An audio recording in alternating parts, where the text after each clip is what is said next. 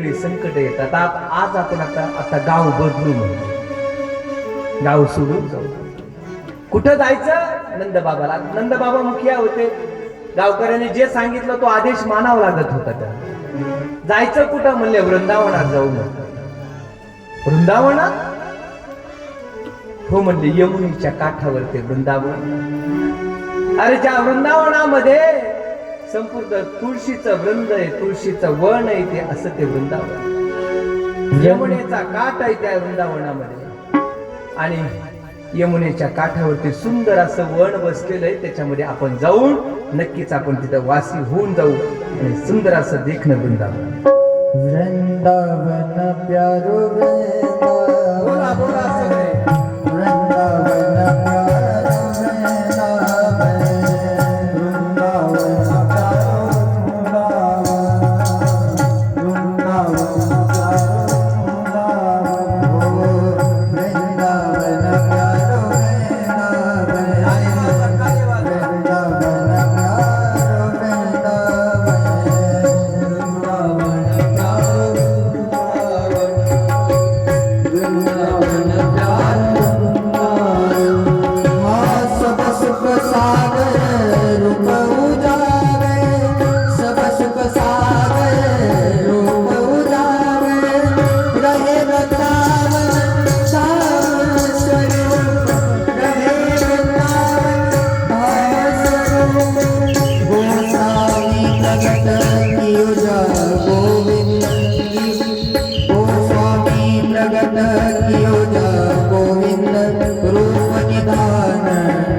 वृंदावन, वृंदावन प्यारो वृंदावन,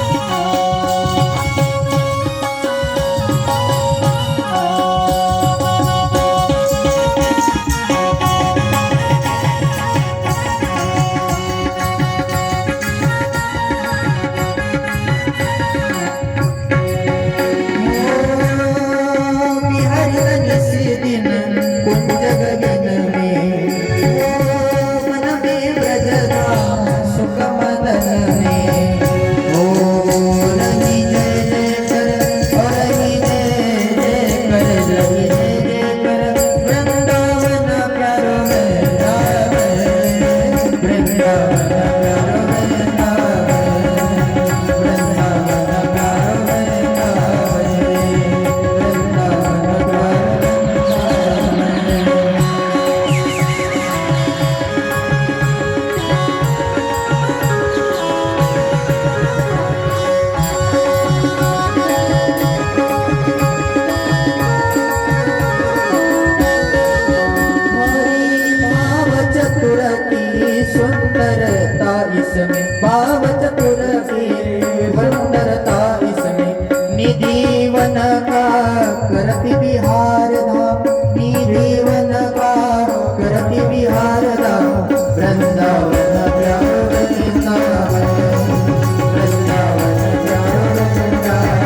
प्यारो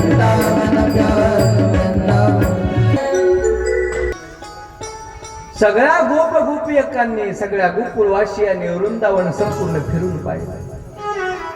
अरे यमुनेचा काठ आहे, गायांना चारण्यासाठी असं पुरण आहे, वेगवेगळी फळं आपल्याला खायला मिळतात, वेगवेगळे पक्षी राहण्यासाठी असं सुंदर असं एक वृंदावन. आणि त्या वृंदावन इतकं आवडलं कृष्णाला आणि बलरामाला, इतकं आवडलं की दोघांनी सुद्धा फिरून पाहिलं वृंदावन.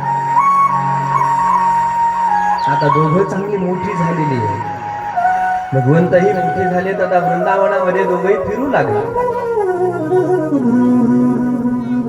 आणि आता भगवंतावर एक जबाबदारी टाकली, वासरू सांभाळायची जबाबदारी टाकली. कृष्णा बलराम दादा आणि कृष्णा दोघं वासर सांभाळा म्हटले. एक एक एक एक हळूहळू जसे जसे मोठी होतील तसे तसे आपण जबाबदाऱ्या देऊ यांच्या.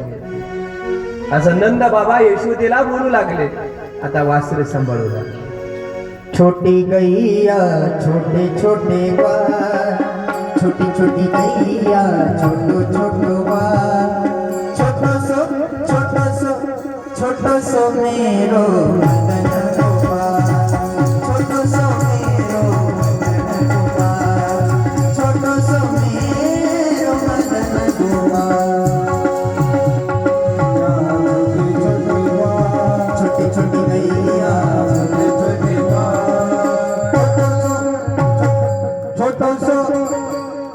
छोटो सो मेरा मदन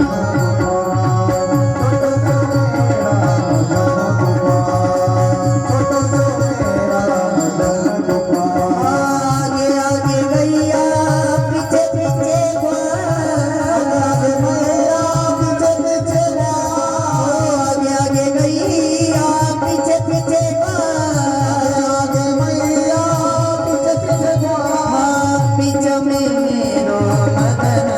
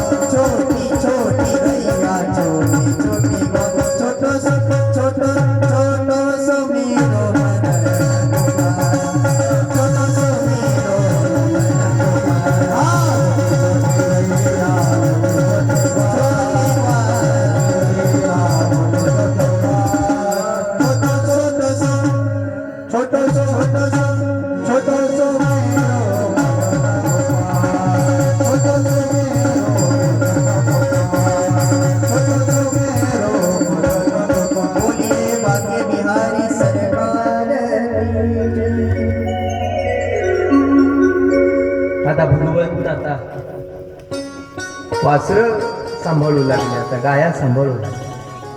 त्या वासरामध्ये एक वत्सासुराने वासराचं रूप धारण केलं आणि त्या वासराच्या रूपामध्ये असलेला तो राक्षस त्या वत्सासुर त्याचा भगवंताने नाश केला. त्याला मोक्षगती प्राप्त करून दिली. आणि त्यानंतर बगड्याच्या रूपामध्ये बकासूर आला. आणि बकासूर आता भगवंताला कृष्णाला असा चोचीमध्ये घेऊन आता खाणार. भगवंताने प्रवेश केला आणि आपलं स्वतःचं सुदर्शन चक्र घेऊन त्याचा पूर्ण नाश करून टाकला. बकासुराचाही नाश केला. कंसापर्यंत ह्या वेगवेगळ्या बातम्या जात होत्या. बकासुराचा भाऊ असणारा अघासूर, अरे आपल्या बहिणीला मारलं, पुतणेला मारलं. अघासुराची बहीण होती पुतना आणि आपल्या भावालाही मारलं बकासुराला.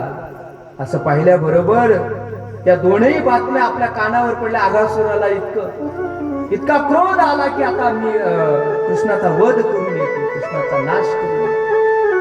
कंसापासून आला आणि वृंदावनामध्ये प्रवेश केला त्या आगासुराने अकराळ विक्राळ असं लांब मोठ्या अजगराच्या स्वरूपामध्ये आगासुर आला.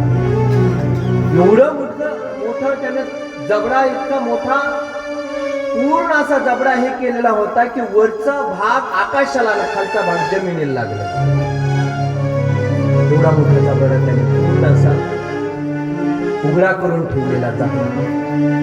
आणि हे गोपाळ खेळता खेळता त्या यमुनेच्या काठावर खेळ चालू असताना खेळता खेळता त्या आगासुराच्या त्या तोंडामध्ये आणि आगासुराच्या तोंडामध्ये गेल्याच्या नंतर सगळीची सगळी गोपाळ गेली आतमध्ये. एकमेकांमध्ये गप्पा मारत होते, खेळत होते, उड्या मारत होते. आतमध्ये गेले. आतमध्ये गेल्याच्या नंतर एवढं मोठं भयंकर स्वरूप होतं, पण भगवंत बाजूला बाहेर होते. आणि जोपर्यंत कृष्ण आतमध्ये प्रवेश करत नाही तोपर्यंत आगासुर हा असं पेटवत नव्हता. कृष्णाने ओळखला, आपली वाट पाहतोय, पण माझे गोपाळ आतमध्ये गेले, माझे सवंगडी आतमध्ये गेले, आपण जाणं गरजेचं.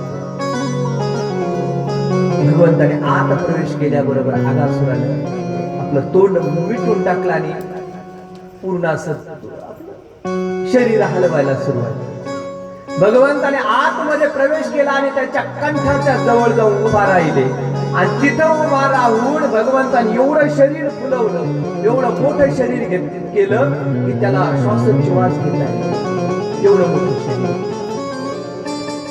आता प्राण कासावीस होऊ लागला, तळमळू लागला. आता त्याचे प्राण जाऊ लागले, कारण त्याला श्वासोच्छ्वास घेता येईल. त्याच्या कंठामध्ये भगवंताने मोठं स्वरूप धारण केलं. त्या अघासुराचा नाश करून भगवंताने गोपाळांना बाहेर घेऊन आले. आणि घेऊन आल्याच्या नंतर आता भगवंत आता संपूर्ण गाया घेऊन आता भगवंत यमुनेच्या काठावरती गाया चारण्यासाठी भगवंत जातात.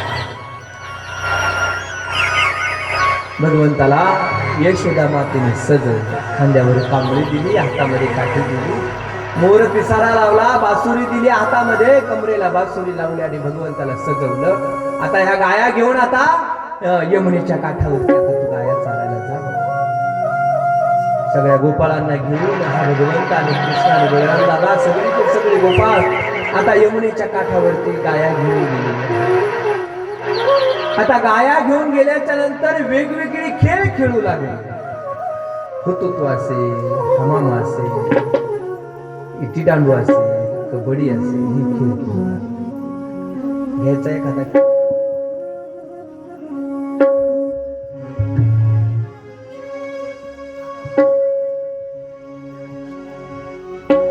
गति बक पोरा तिगुण खेळ माडू, गति बक पोरा तिगुण खेळ माडू, गति बक पोरा तिगुण खेळ माडू, गति बक पोरा तिगुण खेळ माडू, गति बक पोरा तिगुण खेळ माडू, गति बक पोरा तिगुण खेळ माडू, गति बक पोरा तिगुण खेळ माडू, तिगुण खेळ माडू.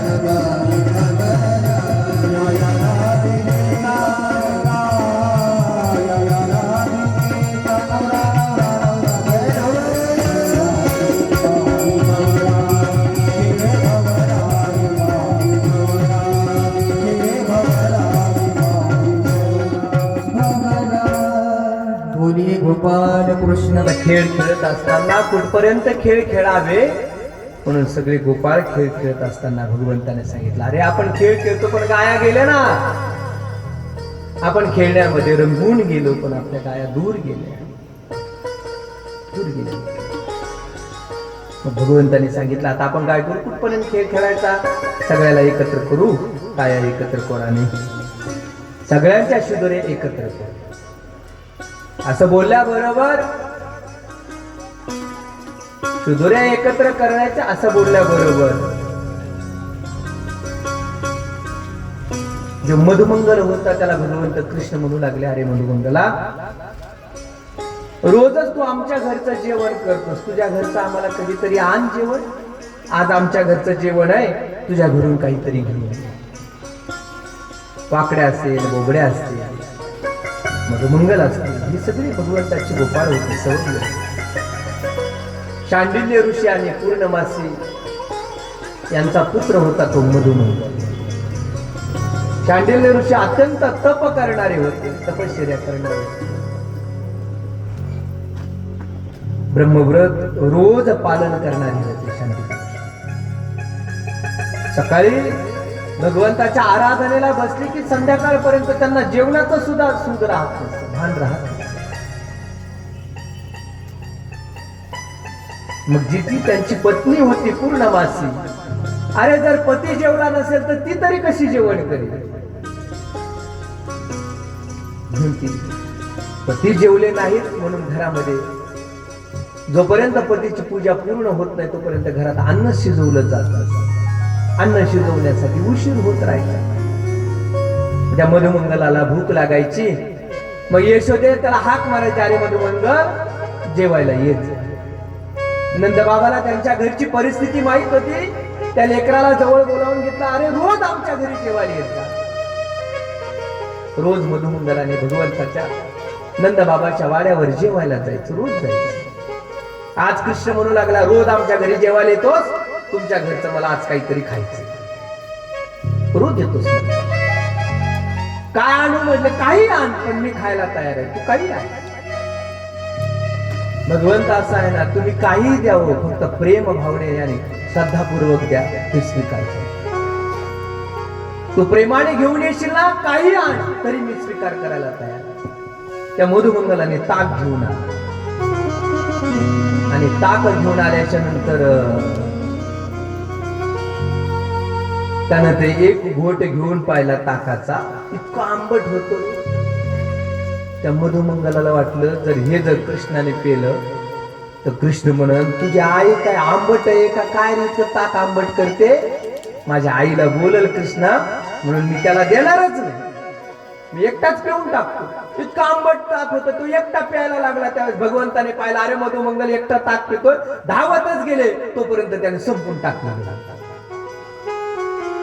संपून टाकलेलं होतं, पण त्याच्या गालावर तोंडावर ते ताक पडलेलं होतं. भगवंताने त्याच्या गालावरच तोंडावरच ताक चाटायला सुरुवात केली.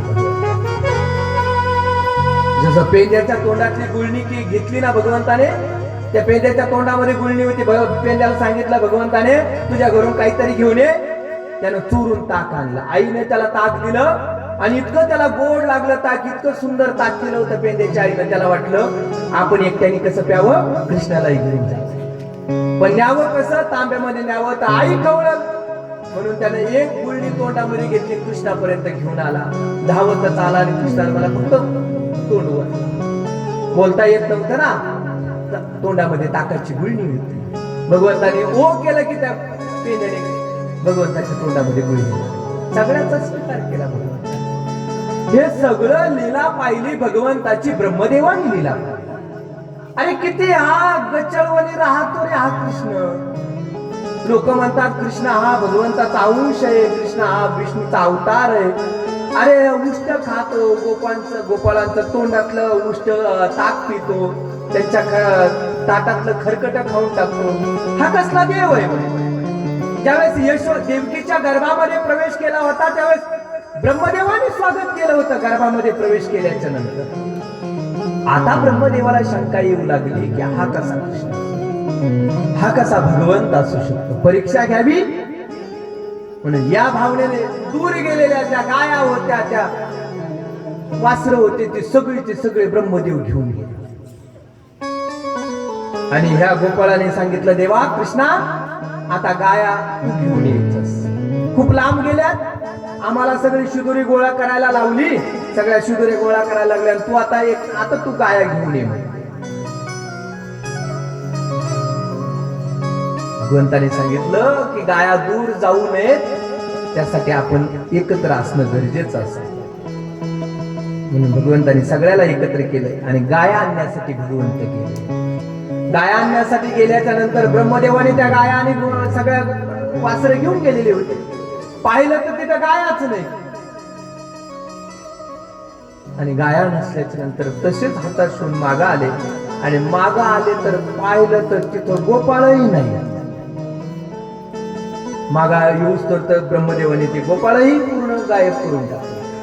गायाही गेल्या आणि गोपाळही गेले. भगवंताने जाणलं, अंतःकरणाने जाणलं, ध्यानस्थ झाले. कुणी केलं कारभार? ध्यानस्थ केलं. हे तर आपल्याच पोरांनी कारभार केला. म्हणजे आपल्याच पोरांनी. शंका घेतो का माझ्यावर? अरे मी तुला जन्माला घातलं, माझ्यावर शंका घेतो? भगवंताने मायावी रूप धारण करून स्वतःच्या अंशापासून गायाही तयार केल्या, वासरही तयार केले, गोपाळही तयार केले. जशीची तसे गोपाळ तयार केले. ज्याची चडी फाटकी होती तसंच तयार केला. चडी फाटलेलीच होती त्याची. ज्याचा शर्ट फाटलेला होता त्याचा शर्ट फाटलेला तसाची तसंच तयार केला, जशी तशी. गोपाळांना सुद्धा जाणवलं नाही, कारण ब्रह्मदेवाची ही सृष्टी ही माया निर्मित सृष्टी आहे आणि भगवंताने निर्माण केलेली सृष्टी भगवंताची लीला सृष्टी मानलं जातं. जशा पहिल्या पद्धतीने, अरे कृष्णा, किती वेळ झाला आम्ही वाट पाहत होतो गाया घेऊन येण्यासाठी, किती वेळ गेला तुझा? गोपाळ म्हणला. सगळ्या गोपाळांची शुदरे एकत्र केल्या आणि भगवंताने सगळ्यांच्या शुदरे एकत्र केल्या आणि भगवंताने काला केला. सगळ्यांच्या शुदरे एकत्र करून भगवंताने काला वाटायला सुरू. एकमेव परमात्मा आहे, सगळ्याला जाती धर्मातल्या लोकांना एकत्र करून एकत्र घेऊन तो भगवान श्रीकृष्ण सगळ्या गोपाळांना एकत्र केलं, जीव घातलं त्या यमुनेच्या काठावर. काला झाला. काला झाल्याच्या नंतर गोपाळ आणि सगळे गोपाळ पुन्हा खेळायला सुरुवात झाली. काला झाल्याच्या नंतर पुन्हा खेळायला सुरुवात झाली. ज्यावेळेस भगवंताने काला एकत्र करत असताना भगवंताने पूर्ण गोलाकार बसवलं होतं. काला वाटत होते. भगवंताने सगळ्याला काला वाटला आणि काला वाटत असताना काला खाण्यासाठी स्वर्गातील देव आले. भगवंताने सांगितलं, स्वर्गातील देव येतील, त्यांना द्यायचा येतील. तुम्ही काला घेतल्याच्या नंतर हात धुण्यासाठी यमुनेच्या पाण्यामध्ये सुद्धा हात धुवायचे नाहीत. आपल्या पॅन्टीला, आपल्या चड्डीला हात पुसायचे नाही, कारण माशाचं स्वरूप धारण करून घेतलं.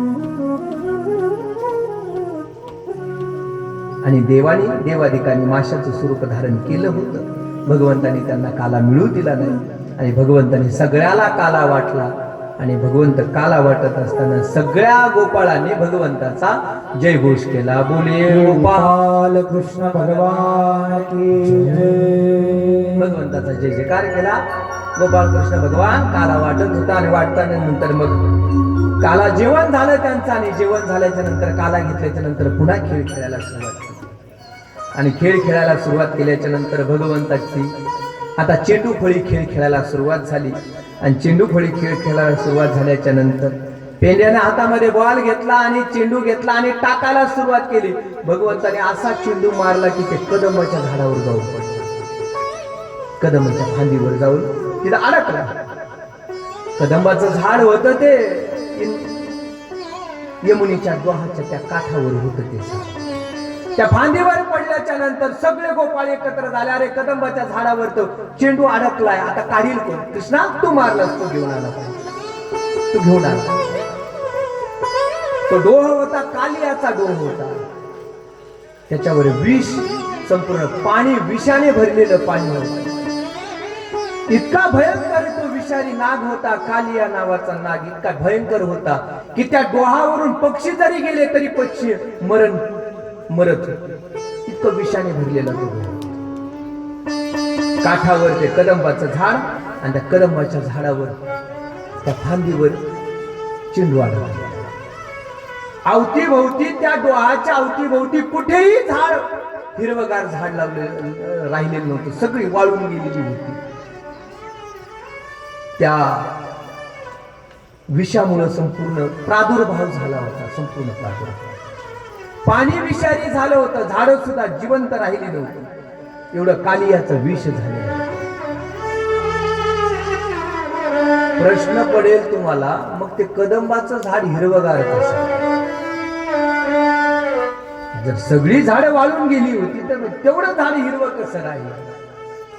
त्याचं कारण आहे, ज्यावेळेस गरुडाने आपल्या आईसाठी अमृत घेऊन चालला होता त्यावेळेस गरुड त्या कदंबाच्या झाडावरती थांबले होते आणि तिथं त्या अमृताचे 2 थेंब त्या झाडावर पडले, म्हणून ते कदंबाचं झाड जिवंत होतं.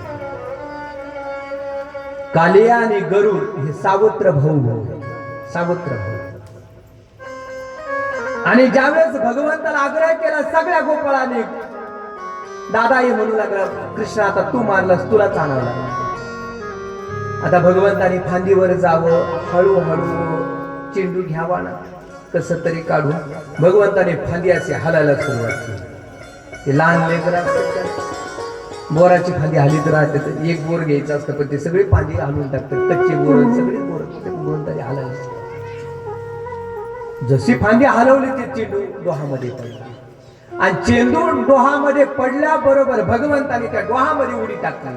आणि जशी डोहामध्ये उडी टाकली सगळीचे सगळे ओरडायला लागले, अरे कृष्णाने डोहामध्ये उडी टाकली. धावत कुणीतरी गेलं, एक गोपाळ गेला आणि यशोदेला बोलून आणलं आणि यशोदेला सांगू लागले की कृष्णाने डोहामध्ये उडी टाकली. यशोदा धावतच आली आणि धावत आल्याच्या नंतर पाहिलं तर कृष्ण डोहामध्ये बुडालेला.